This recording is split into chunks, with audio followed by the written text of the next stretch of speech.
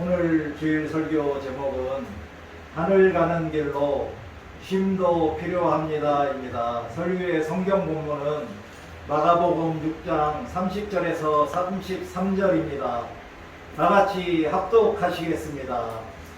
사도들이 예수께 모여 자기들이 행한 것과 가르친 것을 낱낱이 고하니 이르시되 너희는 따로 한적한 곳에 가서 잠깐 쉬어라 하시니 이는 오고 가는 사람이 많아 음식 먹을 겨를도 없습니다. 이에 배를 타고 따로 한적한 곳에 갈새 그들이 가는 것을 보고 많은 사람이 그들인 줄 안지라 모든 고을로부터 도보로 그곳에 달려와 그들보다 먼저 갔더라. 아멘. 다같이 기도하시겠습니다. 사랑과 은혜가 풍성하신 아버지 하나님, 오늘도 말씀 선포 시간에 하늘 가는 길로 쉼도 필요합니다라는 제목으로 하나님의 말씀을 선포하게 하심에 감사를 드립니다. 이 무더운 여름에 우리들이 하나님과 이웃을 뜨겁게 사랑하게 하여 주시고 하나님께서 은총으로 주신 쉼과 안식을 주님 안에서 누릴 수 있도록 말씀으로 깨우쳐 주시옵소서. 적당한 쉼과 안식으로 우리들의 지치고 상한 마음이 새롭게 되고 재충전됨으로 주님의 먹는 교회의 사역에 더욱 힘쓰며 매진할 수 있도록 성령님이 도와주시기를 간절히 간구하며 예수 그리스도의 이름으로 기도드립니다. 아멘. 할렐루야. 이 무더운 여름 날씨에 지난 한 주간도 어떻게 평안하게 건강하게 잘 지내셨나요? 이 무더운 여름 날씨 하면 아마 여름 휴가가 생각나는데 여러분들은 여름 휴가를 언제 어디로 가시기로 결정하셨나요? 아직 조금 이른 휴가철 같지만 저와 저희 가족은 내일 7월 19일부터 24일까지 일주일간 여름 휴가로 보내기로 했습니다. 저는 2021년 2월 1일부로 교회를 인수한 후 오늘까지 앞만 보면서 달려왔습니다. 이제 일주일 동안 여름 휴가를 보내면서 지친 몸과 마음에 힘도 없고 재충전을 하고 와서 25일 다음 주일부터 또다시 하나님이 주신 소명에 순종하기 위하여 최선을 다하겠습니다. 원래 오늘은 지난주 설교 하늘 가는 길로 겸손해야 합니다에 이어서 하늘 가는 길 5번째 시간으로 교만하면 안 됩니다로 설교를 준비하고 있다가 우리 믿는 그리스도인들에게도 이 무더운 여름철에 적당한 쉼도 필요하다고 생각되어 오늘의 설교를 쉼도 필요합니다로 변경하였습니다. 그리고 다음 주일엔 교만하면 안 됩니다라는 제목으로 말씀을 드리려고 합니다. 여러분들은 쉼 하면 무엇이 떠오르나요? 여름 휴가가 떠오르시나요? 올해는 아쉽게도 또 코로나로 인해서 또 해외여행은 불가능한 시절이 되었습니다. 그런데 혹시 하나님께서 우리들에게 쉼도 은총의 하나로 주셨다는 것을 들어보셨나요?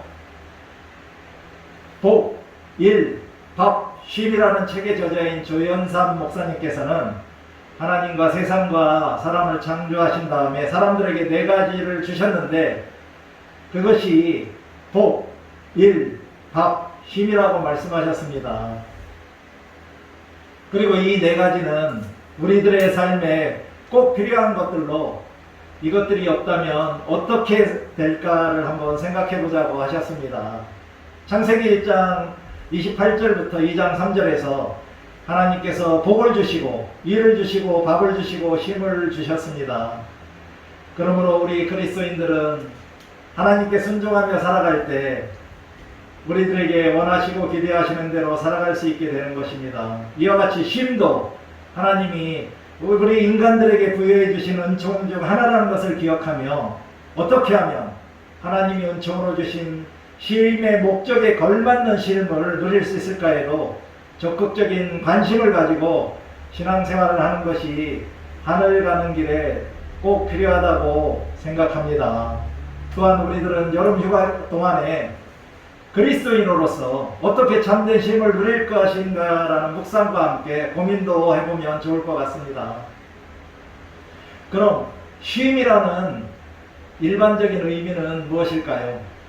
우리가 쉬다의 명사로 알고 있는 쉼이라는 단어를 다음 어학사전에서는 찾아볼 수 없었습니다. 그러므로 쉼이라는 단어는 우리말의 고유 명사라기보다는 단지 우리들이 쉬다를 쉼이라는 한 글자로 표현하고 있는 것 같습니다. 그래서 쉼의 동사인 쉬다를 찾아보았더니 쉬다의 자동사로서의 기본 의미는 사람이 하던 일을 멈추고 몸을 평안한 상태가 되게 하다이고, 반의어는 일하다이며 유의어로는 안식하다, 휴식하다입니다. 그리고 타동사로서의 기본 의미는 사람이 몸이나 그 일부를 피로를 풀기 위해 편안히 두다이고, 반의어는 계속하다라고 나와 있었습니다. 영어로 쉼은 rest로 휴식의 의미가 있지만 우리가 쉼과 동일한 의미로 간주하는 휴가는 전혀 다릅니다. 휴가란 학업 또는 근무를 일정 기간 동안 쉬는 일이고, 영어로는 할로데이입니다. 또한 주로 여름에 피서나 휴양을 위해 떠나는 휴가는 영어로 바캉스라고 합니다. 우리 믿는 그리스도인들에게 쉼이라고 하면 또 반드시 안식이나 안식일로 나아가게 됩니다. 안식일의 의미를 찾아보았더니 안식일은 업무나 노동을 멈추고 몸과 마음을 평온히 쉬는 날, 혹은 세속적인 업무나 노동을 멈추고 예배의식을 행하는 날, 또는 유대교에서 일주일의 제7일인 성일입니다. 영어로는 The Sabbath 혹은 A Sabbath Day입니다. 이에 반하여 오늘날 그리스도교에서 사용하는 주일은 주님의 날의 준말로 The Lord's Day입니다. 이와 관련된 상세한 내용은 다음 기회에 또 말씀을 드리도록 하겠습니다. 제가 설교 때마다 항상 단어나 용어의 의미와 정의를 먼저 알아보고 살펴보는 이유는 우리가 단어의 용어나 정의를 정확하게 모르고서는 하나님의 말씀을 정확하게 이해하거나 파악할 수 없기 때문입니다. 그러므로 우리는 항상 모든 단어들의 기본적인 의미와 정의를 알아보고 하나님의 말씀과 뜻을 잘 파악해야 합니다. 일반적으로 쉼이라는 단어에는 세 가지 차원이 있다고 합니다. 첫 번째 차원은 휴식의 차원이고, 두 번째 차원은 여가의 차원이며, 세 번째는 안식의 차원입니다. 특별히 세 번째 차원의 안식은 우리 그리스도인들에게 휴식과 여가의 차원으로 채울 수 없는 또 다른 쉼의 차원입니다. 창세기 2장 1절 3절에서도 하나님은 6일 동안 천지 만물을 창조하시고 제7일에 안식하셨고 그 7째 날을 복되게 하사 거룩하게 하셨습니다. 출애굽기 10장의 10계명에서도 네 번째 계명으로 안식일을 기억하여 거룩하게 지키라고 말씀하셨고요. 신약성경의 히브리서 4장 1절 11절에서도 안식에 관하여 말씀하시면서 11절에서는 우리가 저 안식에 들어가기를 힘쓸지니라고 말씀하셨습니다. 이와 같이 하나님의 말씀을 보면 그리스도인들에게 안식은 하나님이 주신 은총 중 하나이고 오직 하나님께서 예비하시고 허락하실 때만 누릴 수 있다는 것을 알 수 있습니다. 또한 안식일을 지킨다는 것은 하나님의 성전에 나와 하나님께 예배하는 것을 말합니다. 이렇게 예배하는 가운데 우리들은 하나님께 영광을 돌리며 성령님의 도우심으로 하나님의 인재를 체험하면서 참된 쉼과 참된 평안을 얻게 되는 것입니다. 또한 이런 예배 가운데서 하나님과의 만남과 교제를 통하여 우리의 영적 능력과 믿음이 성장하고 성숙해집니다. 그러므로 모든 그리스도인들에게 주님의 날에 주님의 몸된 교회에 나와 영과 진리로 하나님께 예배하며 성령님의 도우심으로 참된 안식을 누려야 하는 것입니다. 마태복음 11장 28절 30절에서도 예수님은 수고하고 무거운 짐진 자들아 다 내게로 오라. 내가 너희를 쉬게 하리라.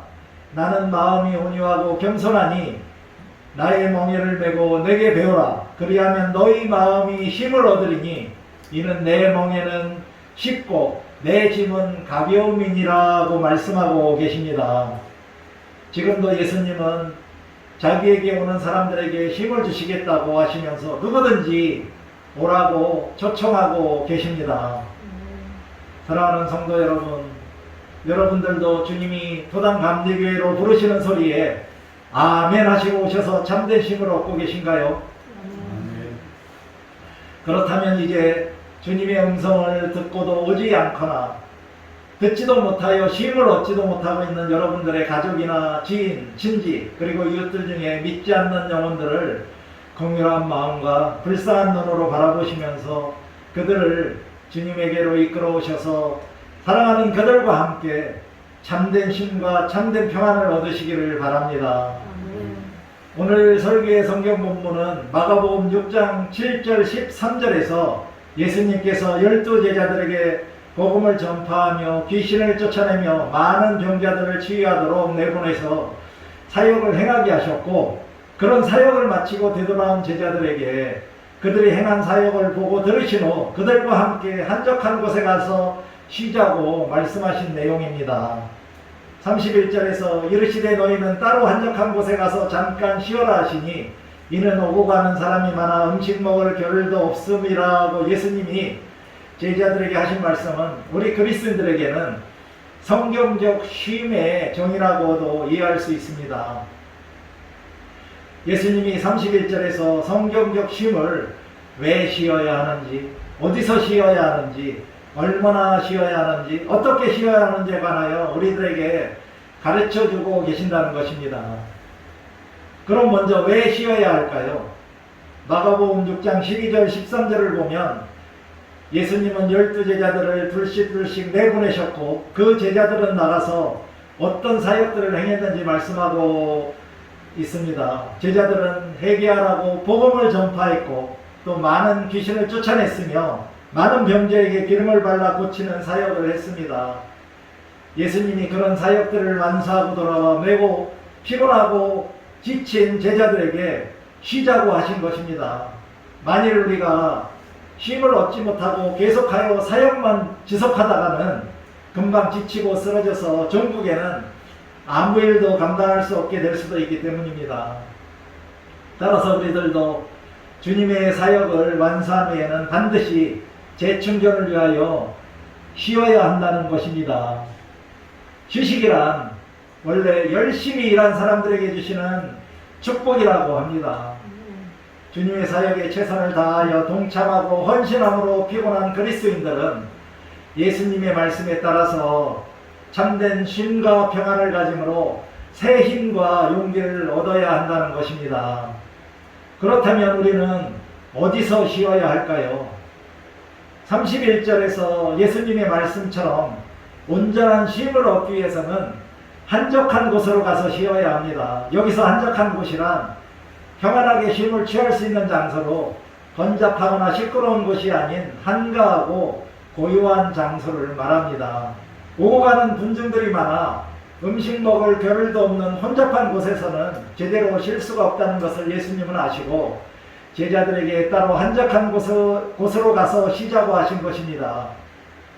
32절에 따르면 예수님의 말씀에 제자들은 순종하여 배를 타고 한적한 곳으로 갔다고 말씀하고 있습니다. 따라서 우리들도 시끌벅적한 사역지나 현장에서는 오래 쉬어도 참된 쉼을 얻을 수 없다는 것을 명심하고 우리들이 머물고 있는 사역지나 현장을 떠나 한가하고 고요한 장소를 찾아가서 쉬기도 해야 하겠습니다. 그럼 얼마 동안 우리가 쉬어야 할까요? 31절에서 예수님은 잠깐 쉬라고 제자들에게 말씀하셨습니다. 여기서 잠깐이라는 헬라어 단어는 올리곤이고 원형은 올리고스인데 그 의미는 적은, 작은, 짧은, 조금, 잠깐 등입니다. NIV의 영어 성경은 some을 사용하였는데 이것은 다소의, 약간의 의미입니다. 이것을 개역개정 한글 성경에서는 잠깐이라고 해석을 한 것입니다. 그런데 왜 예수님은 제자들에게 오랫동안 푹 쉬라고 하시지 않고 잠깐만 쉬라고 하셨을까요? 그것은 아마도 제자들이 너무 오래 쉬고 있으면 예수님의 사역을 감당할 일꾼들이 없기 때문이라고 생각합니다. 또 사역을 감당할 제자들이 너무 오래 자리를 비우면 수많은 사람들이 복음을 듣지도 못하고 귀신 들린 상태로 살아야 하며 또한 병든 자들은 신음하며 고통 속에서 더 오래 살아야 하기 때문이 아닐까요? 누구에게나 쉬는 것은 좋지만 계속 쉬기만 하면 누가 일을 할 수 있겠습니까? 그래서 예수님은 제자들에게 잠깐 쉬라고 하셨을 것입니다. 그러나 예수님은 제자들이 잠깐 동안이라도 푹 쉴 수 있도록 하기 위해서 따로 한적한 곳에 가서 쉬라고 하셨을 것입니다. 그러므로 우리들도 주님의 일을 성실하게 감당할지라도 잠깐씩 한적한 곳에 가서 쉬면서 일을 하는 지혜로운 그리스도인들이 되어야 하겠습니다. 그럼 어떻게 쉬어야 할까요? 31절을 헬라어 직역성경에서는 따로 외딴 곳으로 가서 쉬자라고 말씀하셨습니다. 이것은 예수님이 제자들만 따로 한적한 곳으로 가서 쉬라고 하신 것이 아니라 함께 가서 쉬자고 하셨다는 것을 말하고 있습니다. 그리고 NIV 영어 성경에 보니 Come with me by yourselves to a quiet place and get some rest 라고 말씀하고 있습니다. 따라서 예수님이 제자들에게 나와 함께 가자라고 말씀하셨다는 것을 알 수 있습니다. 또한 헬라어 성경에는 31절에 헬라어 단어 듀테가 포함되어 있는데 이 단어의 뜻은 오라의 의미이고 이 단어가 독립적으로 쓰이면 나를 따르라입니다. 그런데 개역개정의 한글 성경에서는 이 단어는 포함하지 않고 해석을 한 것 같습니다. 따라서 예수님이 제자들에게 나를 따르라고 하시면서 제자들과 함께 한적한 곳으로 가서 쉬셨다는 것을 알 수 있습니다. 그러므로 우리들도 쉼을 얻으려고 할 때는 주님과 함께 쉬어야 하겠습니다. 마태복음 11장 28절에서도 예수님이 수고하고 무거운 짐진 자들아 다 내게로 오라고 부르시면서 자기에게 오는 자들은 쉬게 해주신다고 하셨듯이 우리도 참된 쉼을 얻기 위해서는 주님께로 나아가서 주님과 함께 주님의 사랑과 은혜 안에 거하면서 참된 쉼과 평안을 얻어야 하겠습니다. 쉼, 멈춤이 아니라 동행이라는 책에서 저자인 김한효 목사님은 세상의 기준을 따르려 쉼 없는 그대여 쉼 자체이신 예수님께 나오십시오. 멍에를 벗으러 지름길을 찾지 말고 예수님과 함께 가벼운 멍에를 메십시오라고 말씀하시면서 피로사회를 사는 현대인은 쉼에 대한 열망이 강하다. 세상은 쉼을 위해 멈추라고 하지만 예수님은 자신과 동행해야 진정한 안식을 누릴 수 있다며 지친 우리들을 초대하고 있다. 진정한 안식을 주고 싶어하는 예수님은 쉼에 대한 방법을 알려주시지 않고 내게로 오라며 우리와 관계 맺기를 원하신다. 예수님이 마태복음 11장 30절에서 내 멍에는 쉽다고 하신 말씀 속에 신앙생활의 비밀이 있는데 그것은 예수님이 같이 멍에를 매자는 초청의 메시지이고 예수님과 함께 멍에를 지는 것이 신앙생활이라고 강조하셨습니다.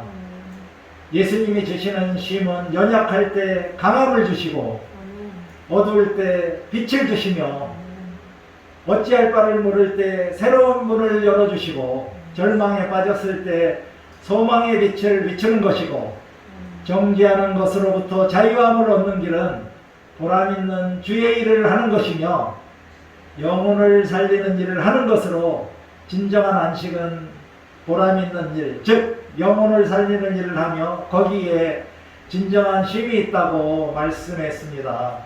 온누리교회 이재훈 목사님은 이 책을 통해 받는 최고의 도전은 세상은 쉬기 위해 멈추라고 하지만 예수님은 나와 함께 동행하자고 말씀하신다는 메시지라고 서평을 하셨습니다.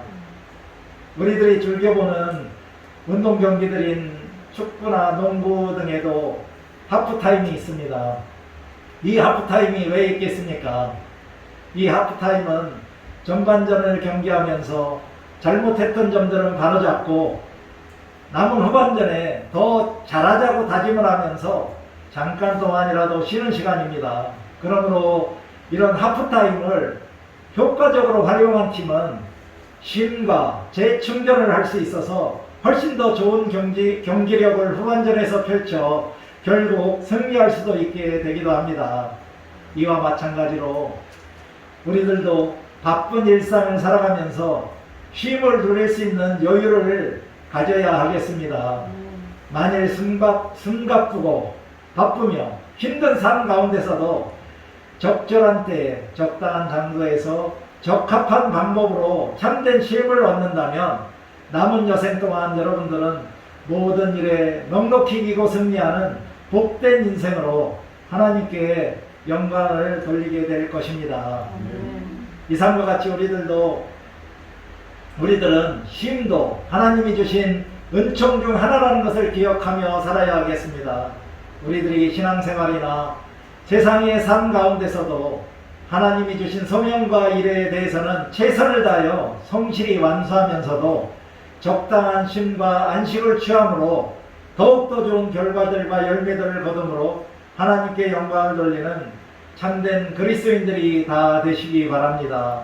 더불어 여러분들도 이 무더운 여름철에 얼마 동안만이라도 휴가를 가셔서 지친 몸은 재충전하시고 상한 마음은 치유받으며 새롭게 하심으로 올 한 해 남은 5개월도 모든 일에 이기고 승리하는 행복한 그리스도인들이 다 되시기 바랍니다. 그러나 특별히 올여름 휴가에는 반드시 예수님과 함께하는 휴가로 주님의 사랑과 은혜 안에서 참된 쉼과 평안을 얻으시기를 바랍니다. 이제 다 같이 기도하시겠습니다.